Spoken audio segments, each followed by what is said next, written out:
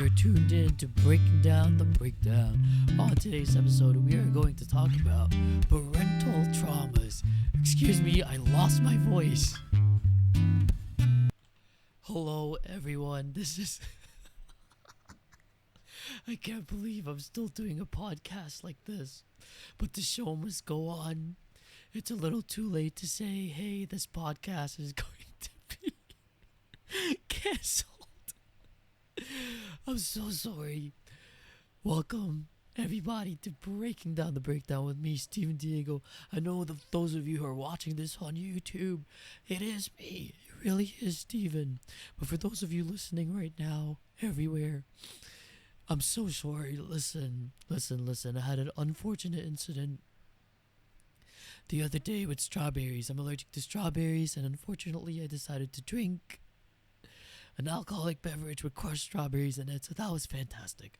And yes, now I sound like this for I don't know how long, but it's starting to get better. But welcome in. Hi. Look, this episode's not gonna be easy to talk about for me, aside from the fact that I don't have a voice. But at the same time, this is an episode that is near and dear to me. Not that every other episode wasn't, but this is something I've lived through. And look, shout out to my mom, shout out to my dad. Look, I love you both very much now. But there wasn't a lot of love back in the day. And I unfortunately am going to discuss some aspects of that in this episode. Please don't feel bad. I know you've all apologized to me, and there's nothing but love left in here, I assure you of that. But I feel like sharing my story with everybody out there who still has these parental traumas that are residing within, deep within their psyche, or that they're carrying every single day. I just want these people to know that first of all, they're not alone, and that second of all, yes, you can recover from it. And yes, if you choose to, you can reforge a healthier relationship with your parents. So I'm gonna go and drink a little bit of water. And get this show started. But I was sitting here and I realized I never actually once, really talked about something like this. I know I kind of grazed over it, took a glance at certain episodes where it kind of mentioned a little bit of this, but I never once focused on it because it was such a hard topic to really bring to the forefront. Because unfortunately, my relationship with my parents is actually one of the biggest contributors to a lot of the negative things in my life. And for a lot of you who are listening to this right now, you might sit there and say, yeah, damn fucking right. It really fucking is. Because it is, and I know it. Right? A lot of us were not blessed with having parents who were, I don't want to say prepared, because I don't think any parent is actually prepared for being a parent. Right? But they are emotionally equipped. And not a lot of parents are. Sometimes a lot of parents end up having children at a very young age, and it doesn't matter if they're financially secure or if they feel like they're ready, right? They don't understand what it's like to raise another living being when they are still kids themselves. And for a lot of us, especially in the Philippines, growing up in the Philippines, this is what tends to happen, right? And that is no fault of anybody else's. I think having children is magnificent, even if you choose to, or you chose not to, and you end up having it anyway. I think it's great, right? I want to have kids. But I think what's important to talk about is what happens when we decide to carry our own traumas onto the next life. And I don't mean the next life like, well, I'm gonna die, but in my next life I'll see you. The next life usually for people who do want to procreate are their children. That is a life that you're trying to rebuild, that you're trying to build, right? That's a whole new person that you are helping mold into someone. And they're going to come into their own eventually. But what's important, right, in their formative years are what they experience from their parents. And not even just parents, really. Just people they grew up with. A lot of us never had parents. from the get-go. We're raised by our aunts, our uncles. We're adopted, right? Some of us, maybe grew up in a home, and it's all okay. It just depends on what kind of environment you grew up in, right? But maybe we can talk about that another time, because I don't feel comfortable talking about topics I never experienced truly, unless I have a guest here with me. Um, so today I do want to talk about growing up and what it's like to have that kind of parental trauma still lingering. I'm just gonna say it. I'm not gonna kind of dive into it, but my mom and I's relationship were very tumultuous. I did not grow up with my mom in the first place. I grew up with my grandma and my grandpa, and she wanted to give me a better life, so she decided to immigrate to Canada with her then ex-husband, and they decided to petition me so that I can come here to Canada and become a citizen, right? The whole 9 yards. I was already 12 when this was happening. I was already forming relationships, friendships, right? It was a very weird time to go. It was literally right at puberty, right? I think it is the worst time to move to place. And as a kid, that's hard to understand, right? Maybe at the time, opportunistically, for the parents, it was the best time. But as a kid, that's very hard to understand. Unfortunately for us, we just have to suck it up, right? Because it's for the better. And we don't know that yet. But what that does is we end up acting out in certain ways. I didn't really act out when I was growing up. I've always been a good kid. Maybe there were certain aspects of me that acted out, but not at home. Right? It was mostly at school with my friendships. But unfortunately for me, I noticed a pattern when I was growing up. And a lot of you might be triggered by this, but how many of us maybe the newer generation might not be able to relate, but back in the day, especially growing up with a sibling and your family couldn't afford to hire a babysitter, you were the babysitter. You were the designated babysitter while your parents went out to their jobs, especially during the summertime, and your younger siblings were not old enough to take care of themselves. You had to stay home, right? As a kid, this affects a lot of your social interactions because you actually have none. Sure, we had social media back in the day, but it wasn't like now, right? We had like MSN. People would chat when they were online. Mostly people were only online at night because that's when they were home. Most of the time, especially during the summer, as a kid, we went out.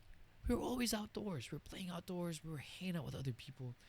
And these were things that I missed out on a lot of, right? And I remember, growing up and I was experiencing these things. I was like, well, this is my responsibilities because I have a younger sister, right? And it was hard to understand that. My mom tried to tell me, right, exactly what was going on. And I was a kid. How was I supposed to know? All I cared about was my fun. All I cared about was, I wanted to be with friends. This is summer, everybody. It's FOMO. It's like what I talked about in my past episode. FOMO. That's exactly what it was. And it's sad, right? It's very sad looking back and realizing that, of course, I wasn't going to appreciate the things my mom was doing. And I wasn't going to be able to appreciate, having all of the stuff that I had back then because my mom worked hard. Because all I cared about was I was not out with my friends. But at the same time, that is valid. It's a valid emotion to have. You're young, right? And I think what I'm trying to say here is this. If you are a parent right now and you're going through the same situations, right? I know how difficult it must be. But I really believe that if my mom had just taken the time every day, even just a little bit of time, to just explain to me, even if it had to take every day, not even explain, to just empathize with me about things, about X, Y, and Z, or even having a schedule as, okay, I'm coming home at this time, you know what, if your friends are still available to hang out after a certain time, it's like, maybe you can go. But it wasn't like that. I was a prisoner. By the time she came home, it was so late, I wasn't allowed out. Just imagine what that could do to someone who craved being social, especially me, right? I like talking to people, you know, a social butterfly, right? And thinking back on it, if only I knew I had the choice, if only I was able to be given the option to hang out with my friends after she had gotten back from work, I actually would have appreciated it. And it would have been easier to explain to people, hey, can we hang out at night? Or can I come over a little bit later at night, even just for an hour? One of those things. But unfortunately, at the time, my mom was still very young. You know, she was my age, essentially. Right? My age right now when she was raising me and my sister. And I feel like I'm only the way that I am now because, you know, I did go through my bout with OCD, and that really forced me to learn about myself, to learn about mental health, to learn about being empathetic, to learn about X, Y, and Z. And that's the only reason why I'm the way that I am now.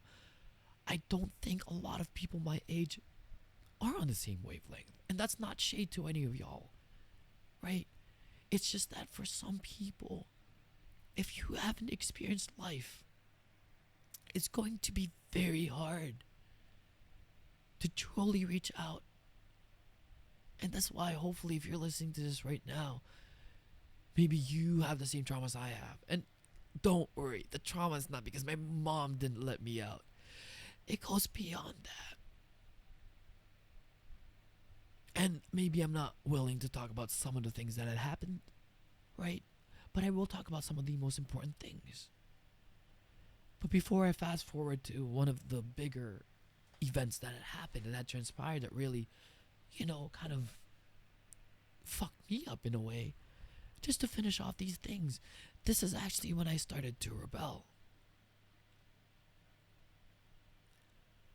I was, you know, shout out to my little sister, Aliana. I love you so much. I don't know if she'll remember this, but there would be moments where I would actually take her to go and hang out with my friends. In a perfect world, even in like TV shows, you know, you see kids bringing their younger siblings to hang out with people. My friends were cool with it. They had no problems with it. But my mom had a problem with it. I was responsible enough. But she didn't trust me. She would rather have us locked up in there and figuring out what to do than to, you know, have me outside with my sister. And I get it. I understand. You know, especially if you're a parent, you're a young parent, you start to get paranoid. Especially if you have mental health disorders. I don't know if my mom does. She probably does. Mom, sorry if you're listening to this. You probably do. But pretty sure you do. But you know, so you overthink. You start to think of the worst. You catastrophize, right? So she probably thinks if I go with my sister, we're gonna get run over. I can't even blame my mom for that. I was a magnet for cars. I got hit by like what? 4 different vehicles in my entire life. So she was probably scared by association. My sister would get hurt. Okay, but still, there was no conversation. And that was one of the biggest things. I understand that I was a kid. I was a child. I may not understand fully what the scope of the situation is.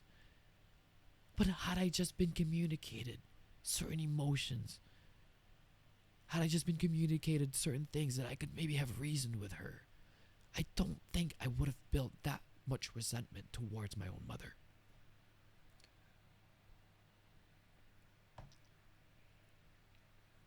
And yes, don't worry, to recap, I love my mom very much.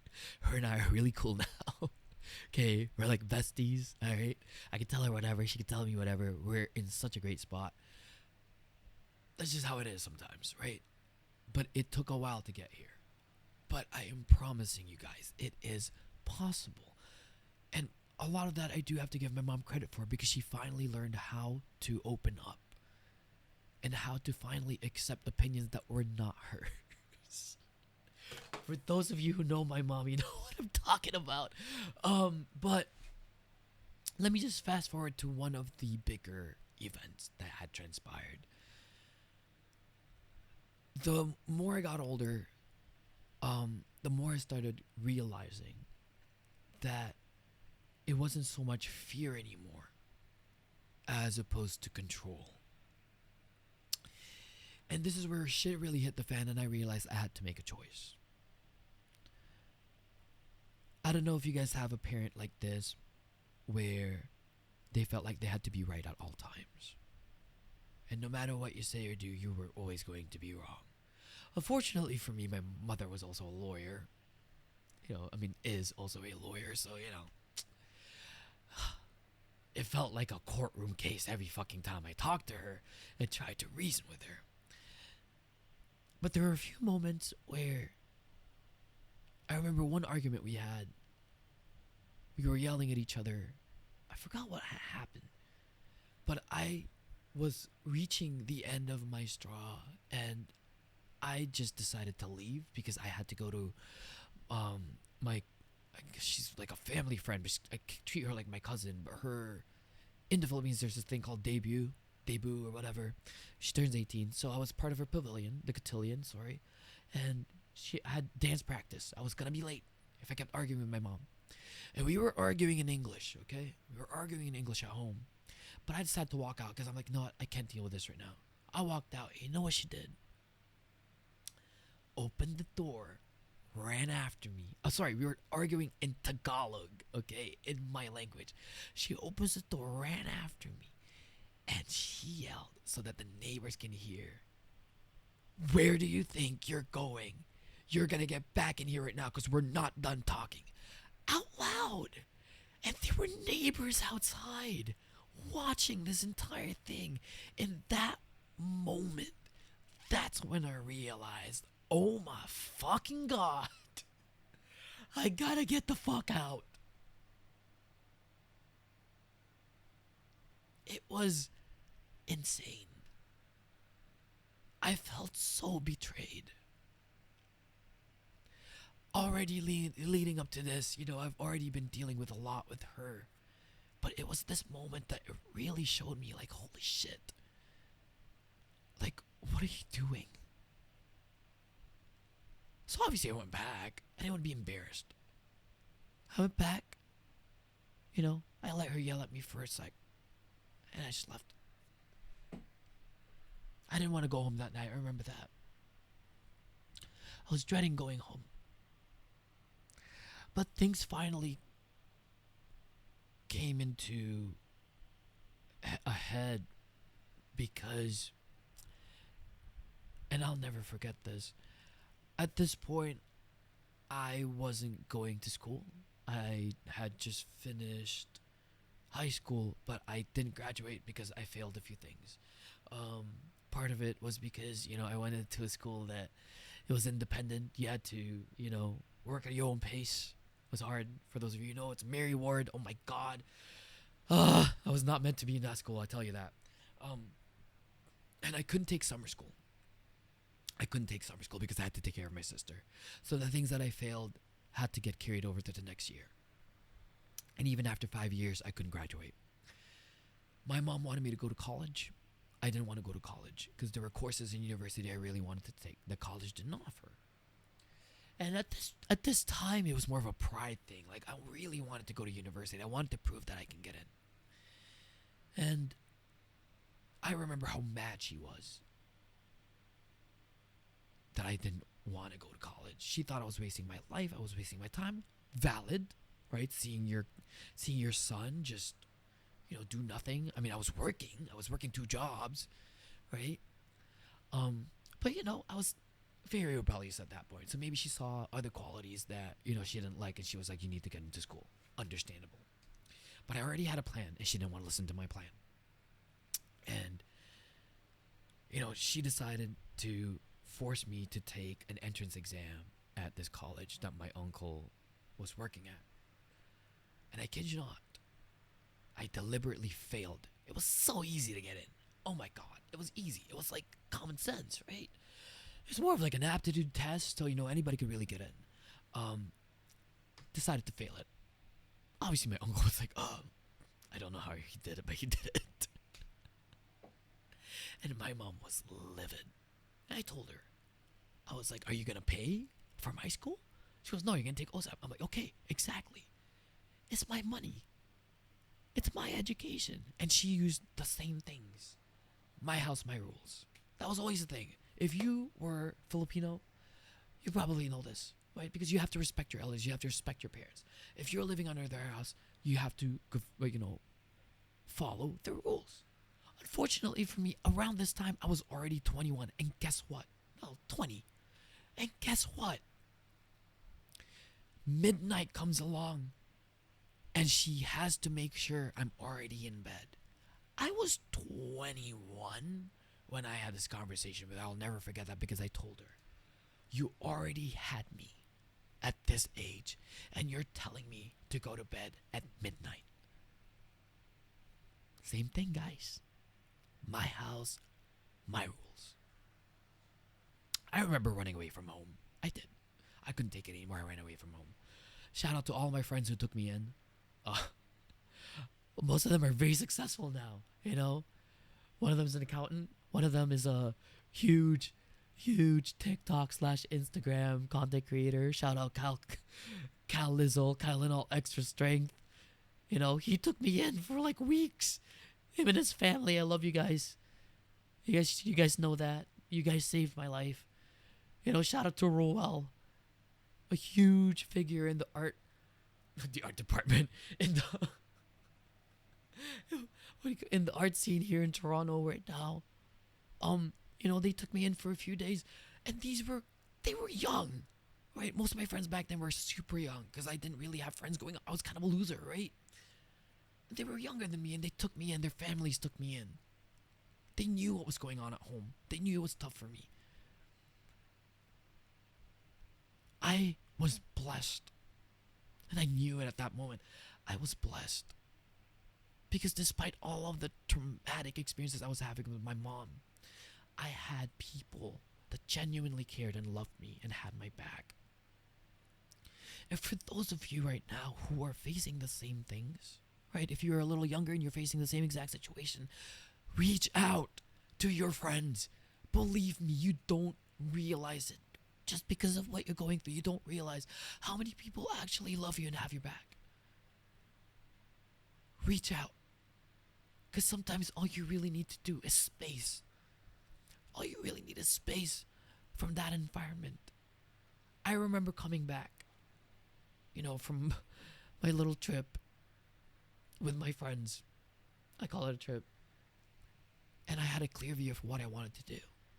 And what I wanted to do was not live with her anymore. The moment that we decided to move out onto a new place, I said, I'm not going. Yes, we fought again, but at this time I felt it. I was like, this is going to be different this time because she has no choice but to let me go. I struggled for a bit. I got to give a shout out to Anton and the Sanchez family. I love you guys. Again, you guys saved me. They let me stay with them for a few months until I got myself back on my feet and found a place for myself. I'm trying not to cry here, but if it wasn't for these people, I don't know where I would have been now. And it's all because of what I had been through. It's so funny because I know this topic is about parental traumas. And I hope me sharing my story about what I went through with my mom, I'm not trying to paint her in a bad light. And this is what I want you guys to take away from this podcast right now, this episode. Maybe for more severe cases, I don't know about that. But when my mother had me, she was very young and she did not have the resources to know how to look after people growing up. The support, she didn't have that much support growing up. She did it all on her own. She was a super mom. She is a super mom. And it breaks my heart to see now that to this day, every year, she apologizes to me about what I had been through. And every year I have to remind her, God, that's so long ago, chill. I love you so much, you gotta relax. We're good, we're past that. But it took a while to get to where I am. And it will take a while. Therapy definitely helped. But you know what really helped was time apart. It was then that her and I realized what we needed to focus on. And it was ourselves.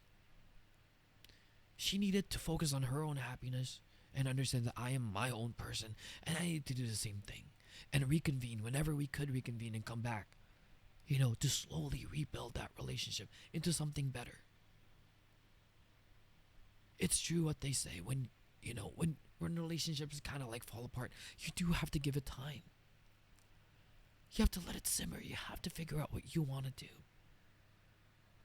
So if you were in the same situation as me, I encourage you, if you're already in the midst of taking that time away from your family members or your mother or your father, whoever it is, just remember the kind of love you have for each other. Maybe go see a therapist and figure out exactly what kind of relationship you want to have if you do choose to reopen those lines again. And figure out where they are, where they're at, mentally where they're at. That was the most important thing for me. I needed to make sure that my mother knew what was going on, what happened between us, and how we could improve our relationships. And that's also how I knew how much she loved me, right? The amount of work she was willing to put in. Just so we can get to this space that we're at now.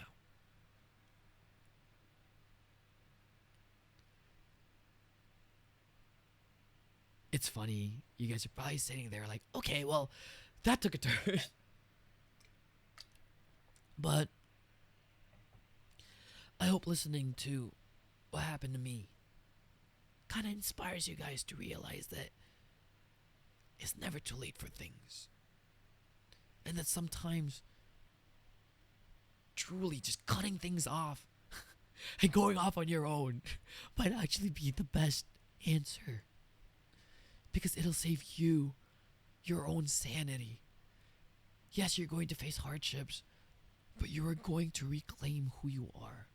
You're going to really, really feel the feet on the ground again and understand that you're not locked up anymore, that you're free. You're free to be who you are. And these things will linger.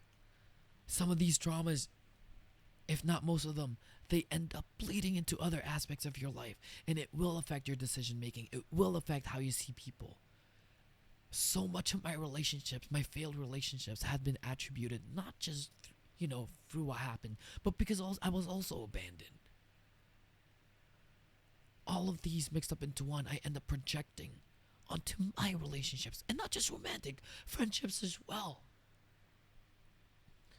It truly wasn't until I started seeing a therapist that I was able to rein it back and realize, okay, shit. My emotions are valid, but at the same time, you know what's not right? Is projecting these emotions onto innocent people. And that's what a lot of us need to understand. Trauma is a bitch. Especially parental traumas, because these stay with you for a very long time, because these are coming from people who's supposed to love you and who you're supposed to trust.